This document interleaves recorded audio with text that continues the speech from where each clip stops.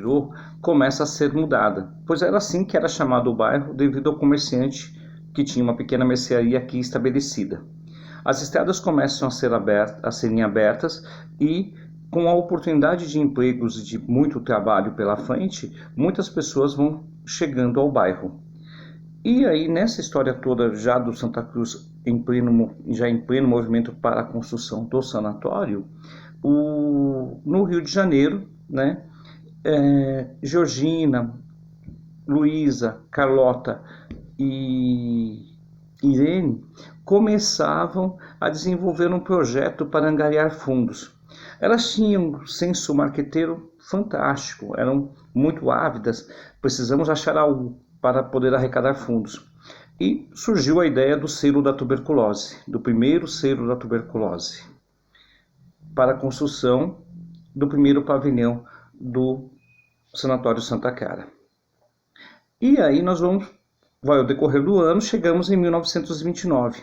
E no dia 3 de maio de 1929, Nonô, né, Leonor Moraes de Barros, chama as pessoas que fazem parte, ou faz um chamamento, né, para um evento no Palácio Tessaindaba e demonstra para as pessoas o relatório e como seria a forma de angariar dinheiro para a construção do hospital, dizendo que a partir daquelas datas, novos bailes seriam feitos na sociedade paulista. Já no Rio de Janeiro, o primeiro lote é entregue pela Casa da Moeda no dia 5 de julho de 1929, quando começam as vendas dos mesmos. E em 4 de agosto é inaugurado o Hospital Santa Cruz, onde as idealizadoras do projeto convidam todos que ajudaram e contribuíram para que aquele sonho se tornasse uma realidade, né? Para conhecerem o que já estava feito. E ali, quando eles chegam na cidade de trem, né, e se destinam ao bairro do Girô, ainda é bairro do Girô, né, para verificarem o que estava pronto. E se deparam com 2 enfermarias com 25 leitos cada, para tuberculosos que não tinham condições de pagar. Também havia sido construído um refeitório, né, cozinhas e outras dependências, e um pavilhão central para poder ter acesso a todos os quartos, cozinha e tudo mais. E no caso, ela comenta que novos bailes, ainda reforçando essa ideia de novos bailes, novas formas de arrecadação, para que para o ano seguinte conseguissem fazer mais 25 leitos, já com o intuito de atender as famílias com posses, pois quem pagasse pelo tratamento ajudaria a angariar mais fundos para manter o hospital. Neste mesmo período, Nonô percebe que vai precisar de alguém ou um grupo de pessoas para tocar o dia a dia do hospital. E ela começa a abrir conversações com várias entidades na Europa, né? E acaba fechando um acordo com as Irmãs Merceditas de Nossa Senhora das Mercês, na Espanha. A entidade, nesse período, era representada pela irmã Ignez Sanguito Alberdi.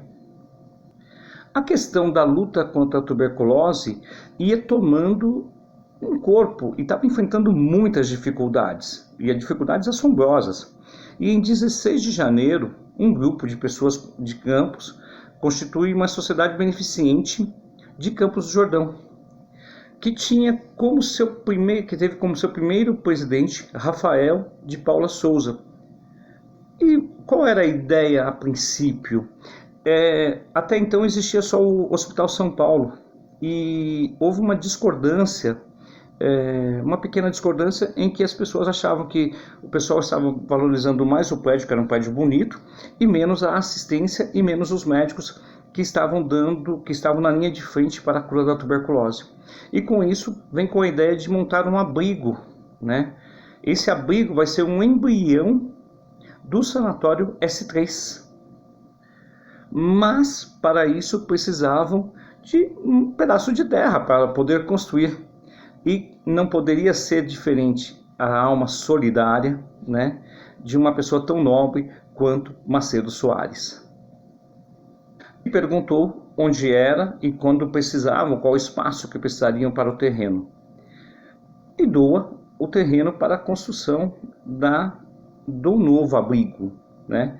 E neste caso, em assembleia, né, Rafael e outros decidem a mudança e colocam um novo nome para a entidade: Sanatórios Populares de Campos do Jordão, o famoso Sanatorinhos.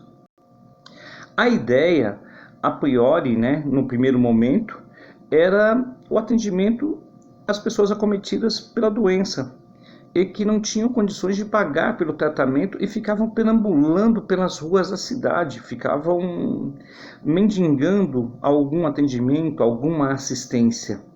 E naquele momento o número de hospitais era pequeno também, mas o número de pacientes começava a ser muito grande.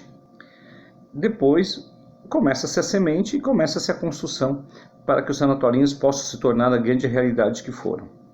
Já do lado do bairro do Girô, o caminho que ligava Campos do Jordão a São José era uma estradinha, né? E que foi percorrido aí, uma coisa meio louca, por Floriano Rodrigues Pinheiro e Oriovaldo de Lima Cardoso. Não chegava a ser uma estrada, mas começava a ser idealizada em 21 de janeiro, através do Decreto-Lei 4.844, assinado pelo interventor federal Coronel João Alberto